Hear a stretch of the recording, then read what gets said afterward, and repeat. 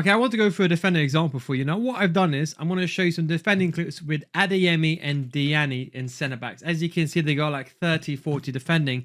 Because I want to show you how you can defend even with the most garbage players. Am I saying you should put strikers in centre back? Obviously not.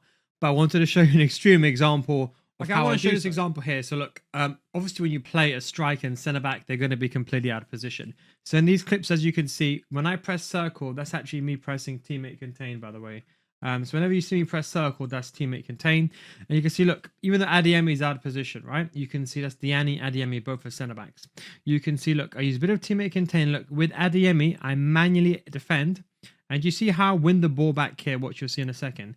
I control the main area and then I win the ball back. Now, unfortunately, I get unlucky with the rebound. We can't stop rebounds. Well, you can actually with slide tackles. But I just wanted to show you an extreme example, right? You see with Adeyemi now, Adeyemi has what?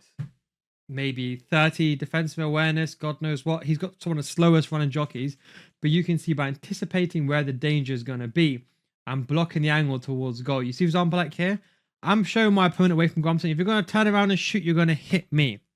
So my circle's teammate contain by default for you will be R1. Am I saying use teammate contain like this? No, obviously, you have to understand I've been playing this game for years, so it's a bit different, but this is why I don't advocate using teammate contain because people make mistakes. But you can see when I'm using this, watch, using teammate contain, look, and I see this the speed boost, and then I win the ball. Now, unfortunately, there's another opponent behind me that was able to get the ball backwards. But otherwise, I would have defended that situation absolutely perfectly with Adeyemi in centre back. So I'm just trying to make the point here that it's not about the defenders you have even.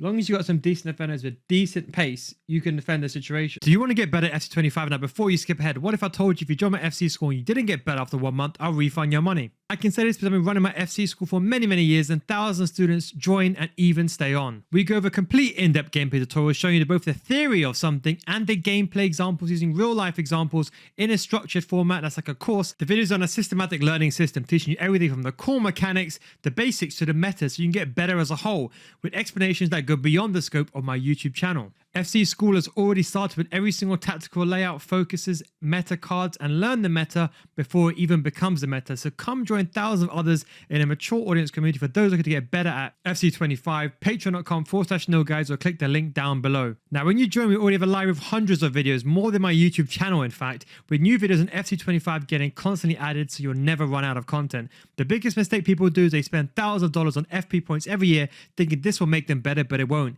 But now it's time for you to make that change. Don't forget, if you don't get better after 1 month, just send me a message and I'll refund your money. That's the Nil Guides guarantee. Links down below in the description, patreon.com/nilguides. So I'm going to show another example here. You see my back four has been broken. Now, of course, you should not defend like this, but look, you can see I run out like an insane person, Adeyemi, and I make a slide tackle.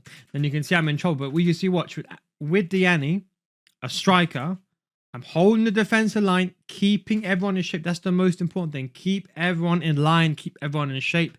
Don't commit your back four backwards. Now, you can see my opponent, there's a simple 1-2. Now, what a lot of players here, they do is they think, oh, you know what, that player's in a 1-2. Let me go and be aggressive towards the ball carrier. No, I look at where the danger is and watch. You can see, look, I run back. And you can see Diani hasn't even got good defensive awareness, right?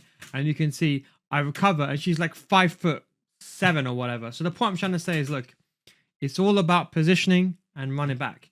Keep your back four in shape. If you ever see that 1-2, you follow the runner, not the player with the ball. If you want to, you can apply teammate contain. You're watching this and you're saying, Neil, okay, that's fine, but what if I want to apply pressure, so on? Well, what you can do on a higher level is, for example, you can see the runner, then you can run back, and then what you can do is you can apply teammate contain with this player. But if you want to just defend this normally, just run to where the ball is going to be, not where the ball is. So important. So I'm going to show you another example, a corner example. In this game, I wasn't really playing anyway, so I was just trying to deliberately lose the ball here to show you some segments of recovery. So you can see, like here, I lose the ball, right? As soon as I get counter, look, you can see straight away, I'm already anticipating the danger. I'm running back. Now you can see the Adeyemi, right? I've already, before the ball has even reached the feet, right? Look, I've already anticipated. I'm like, okay, I'm in trouble. I've switched players. Look, while the ball is traversing, I've switched players. And I'm running to where the ball is going to be. And I'm able to win the ball back there. Got a bit lucky. Well, not a bit lucky, but probably should have just shielded the ball away. But I did a bit of a run and jockey because I knew the play couldn't go through me. But you can see this is why pace is so important. the faster player is, the more you can recover. If you have someone like Ruben Diaz, that you think Ruben Diaz is going to make that recovery, everyone talks about this lengthy nonsense. Forget about if the player is lengthy or whatever. It only affects acceleration, not their sprint speed. Sprint speed is the most important thing. Remember that. So a lengthy player cannot run faster than someone who's explosive. They just accelerate faster, but they're capped at their top speed. A lot of misinformation about that in the community. 90% of the community don't know what they're talking about in terms of that. But the lengthy and explosive, all that nonsense that people talk about, it doesn't affect the player's sprint speed. It affects the acceleration only. So important. Make sure you remember that. Now I'm going to show you some extreme example here. Now you're going to see I bring out my center back. Now I'm deliberately, you should not run out with your center backs, but I'm deliberately doing it in this gameplay just to show you examples of recovery. So you see I run out my center back. I'm caught in no man's land. To be honest, I deserve to concede at this point. But you can see here with Adeyemi, I'm able to run back and recover. And I was anticipating a danger. I'm using teammate contain. Again, my teammate contain button is circle just in these clips. And you can see, look here. Made a bit of a mistake, but I was almost able to recover. And you can see Adeyemi, don't forget, the defensive awareness affects the speed of the run and jockey. So had I not gone into this run and jockey moment here, I would recover, but I was worried about the pass going forward. And you can see even here, I was almost able to recover, and the slide tackle was almost meant to break the playbook. I just wanted to show you an extreme example that even if I make that mistakes, as long as I got pace, I can recover here. Now, truthfully speaking, if I had better run and jockey, better speed, I could have transferred. If this player had at least 70 defensive awareness, I could have transferred from a running jockey state to a running state and win the ball back. But because I haven't got that, I haven't got in the jockey playstyle, that player does take a longer time to recover. But I just wanted to show you the importance of this first mistake is don't run out with your center back. You're asking for trouble. You're really asking for trouble just by doing that. So there's another example here. This time I subbed on Neymar. I subbed on Neymar and right back. But anyway, you can see, look, I go a bit advanced, be a bit aggressive, do a 1-2. My opponent makes that through ball. You see with Neymar, I'm running back to where the ball's going to be. And look, I see the danger area. You see with Diani, this time I let go of the run and jockey and I run to where the ball's going to be. Because if you hold the run and jockey with the L2, R2 button, your player's going to move slower. But if you hold just the run button, and you can see, look, my left analog stick is facing that way. So you see, before the pass has even been made, my left analog stick's already, see that? My left analog stick's already facing that way. I just run back, and that's all about anticipation. Now here, I'll be honest, I get a bit unlucky. Cherky does beat me, to be honest. And my opponent's able to get the goal here. Now, to be honest, I was looking at this right now. And I'll just show you something quickly, actually.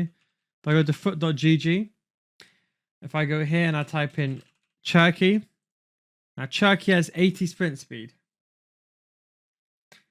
80 sprint speed. Now, I'll be honest, in this situation, I generally don't know what the issue was here. I think Diani should have been able to recover that situation, but I know Cherky has the inside angle. This should not happen, but it did. And I'll be honest, I was so confident, maybe overconfident. This is the only mistake I made from my end. Maybe I should have just let go of that run and jockey. And then you see when I ran there, I didn't expect the through ball to be down. I tried to recover. And maybe I should have ran across as opposed to running to where the ball's going to be. So you can see I made that mistake there. But you can see on the inside angle, the player got the ball. I know angles are important, but maybe that's more of an extreme example. Okay, now we'll just show you one of the few final examples here. You can see, look, the ball gets played, right? Just off the camera, look, you can see Diani, look, out of position, right? And you can see, look, AI, look at it, playing some stupid offside trap, right? Then watch with Diani, watch. I understand where the danger is. I'm not running to where the ball is. I'm running to where the ball's going to be. So I'm not running toward the player. I'm running, for example, that way. I'll do this. Hang on. That way there. I'm running like that. You see that? I run to where the ball's going to be. And then look, where I'm standing, I'm forcing my opponent to go wide, waiting for that heavy touch. And then I just quickly get the ball back here. So you can see it's all about positioning and running to where the ball is going to be. That is the heart and key of defending, not only in real life, in FC. Positioning is the most important thing. I'm just a few over-exaggerated examples. You can see it here, Neymar just deliberately losing the ball. You can see with Diani analysing the danger, not running to where the ball carrier is. A lot of people say to me, oh, Neil, but I do what you say. But do you really? Do you watch your gameplay back? Because even I make mistakes. We all make mistakes. It's natural. As humans, we're not machines. But the key thing is, look, understand where the danger is, run to where the ball's going to be, anticipate the slide tackle, anticipate the through ball, should I say. But that is the most important things with defending. I wanted to show this. Look, am I saying you should play? Look, before I say this, look, do not play any fullback centre back. Do not play strikers and centre back. I'm just showing you out of position, out of role play as an extreme example to show you the importance of manual play, positioning, pace, and recovery. Hope you enjoyed this video. Thanks for watching. Take it easy and I'll catch you next time. Peace.